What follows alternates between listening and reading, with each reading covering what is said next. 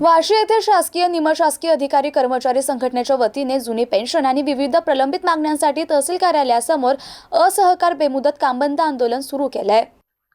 या कर्मचारी संघटनेने 16 फेब्रुवारी पासून असहकार आंदोलन सुरू केलं असून 23 फेब्रुवारी नंतर काम बंद आंदोलन सुरू केलं आहे। महाराष्ट्र शासन अंतर्गत लिपिक संवर्ग 4 आणि त्या वेतन आयोगापासून झालेली तफावत दूर करणे, 1 नोव्हेंबर 2005 पासून नियुक्त केलेल्या अधिकारी कर्मचाऱ्यांना लागू असलेले अंशदान निवृत्ती योजना रद्द करून जुनी पेन्शन सुरू करणे या आणि इतर प्रमुख मागण्यांसाठी बेमुदत आंदोलन सुरू केले। आंदोलनाचं रितसर निवेदन तहसीलदार प्रकाश म्हेत्रे आणि गटविकास अधिकारी ओमकार गायकवाड यांना दिले। आंदोलनामध्ये वाशी पंचायत समितीचे अधिकारी आणि कर्मचारी सहभागी होते। शहाजी चेडे, MCN न्यूज, वाशी।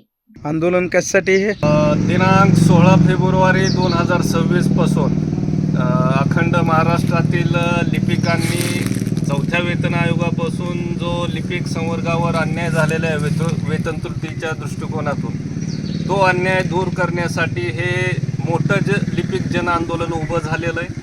सर्व महाराष्ट्रातल्या जिल्ह्यामध्ये हे आंदोलन सुरू आहे आणि हे आंदोलन दिनांक 16 फेब्रुवारी ते 21 फेब्रुवारी या कालावधीमध्ये असहकार आंदोलन झालं व दिनांक 22 तारखेपासून ते आज तागायत हे आंदोलन अत्याधिक तीव्र पद्धतीनं सुरू आहे।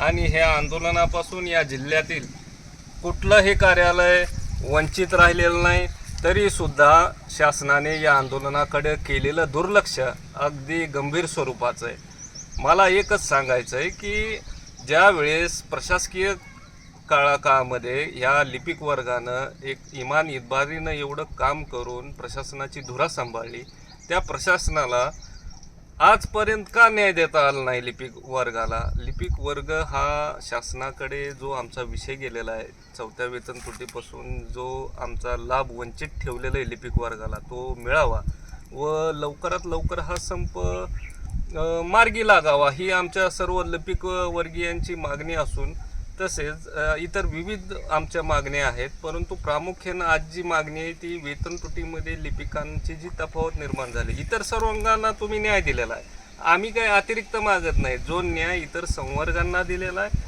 तोच न्याय आमच्या लिपिक बांधवांना मिळावा एवढी माफक अपेक्षा आम्ही या माध्यमातून व्यक्त करतो।